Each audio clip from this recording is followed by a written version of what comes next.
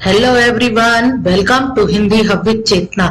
बच्चों, आपके लिए ये टॉपिक एकदम नया है, लेकिन ये जितना छोटा टॉपिक है, इसके जितने छोटे शब्द हैं, जितने छोटे अक्षर हैं, ये उतना ही बड़ा महत्व देता है। अभी मैं आपको कुछ उदाहरण बताती हूँ। जैसे मुझे भी चलना है, मुझे भी खाना है, मैंने तो कहा ही था, आप चलोगे ना? तो ऐसे जो शब्द होते हैं, होते तो बड़े छोटे हैं, लेकिन ये जो छोटे शब्द हैं पूरे वाक्य में जान डालने का काम करते हैं। ऐसे ही खास शब्दों को हम निपात कहते हैं। तो आइए जानते हैं कि आखिर ये निपात होता क्या है। जैसे कि निपात वे अव्यय होते हैं।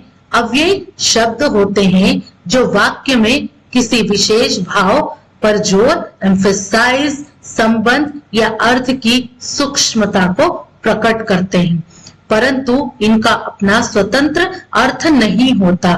ये वाक्य के अन्य शब्दों के साथ मिलकर अर्थ को स्पष्ट या प्रभावशाली बनाने का काम करते हैं। तो यही निपात कहलाते हैं। जैसे भी, ही, तो आदि जो अक्षर हैं, छोटे अक्षर अव्यय होते हैं, लेकिन जब ये वाक्य में लगते हैं तो पूरा का पूरा वाक्य बदल जाता है।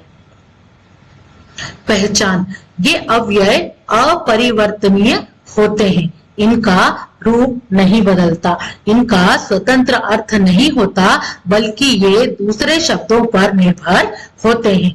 वाक्य में जोर देने के लिए, जैसे हाँ, ना, तुम आओगे ना, प्रश्न पूछने के लिए ना, आश्चर्य करने के लिए, तुलना करने के लिए आदि भाव प्रकट करते हैं। अक्सर छोटे शब्द होते हैं और वाक्य में भाव वृद्धि और एम्फेसाइज का काम करते हैं।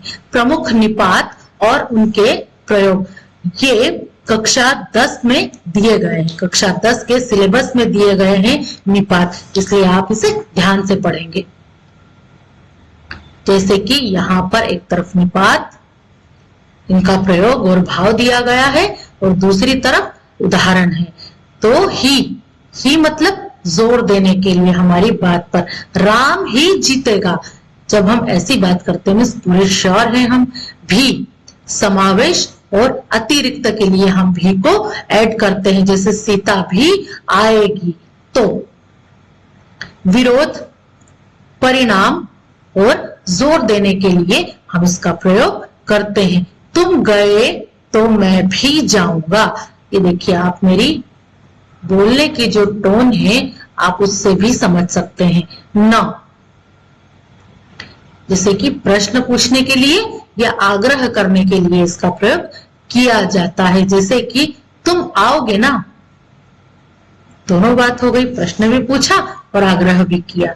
मत, निषेध, नेगेटिव सेंटेंस के लिए वहां मत जाओ, तो ये निपात है।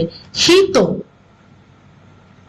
विशेष जोर, मैंने तो कहा ही था, यह ही तो सही है। ये देखिए, जब हम इनका प्रयोग करते हैं, इससे हमारे पूरे के पूरे वाक्य का अर्थ चेंज हो जाता है। तक, सीमा और अंत, वह रात तक पढ़ता रहा।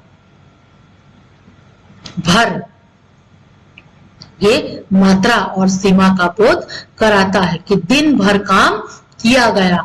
मात्र और केवल, यह 100 रुपए मात्र है। तो वाक्य में प्रयोग, वह ही मेरा सच्चा मित्र है, मैं भी तुम्हारे साथ चलूंगा, तुम पढ़ोगे तो पास हो जाओगे, तुम आओगे ना, वहां मत जाओ।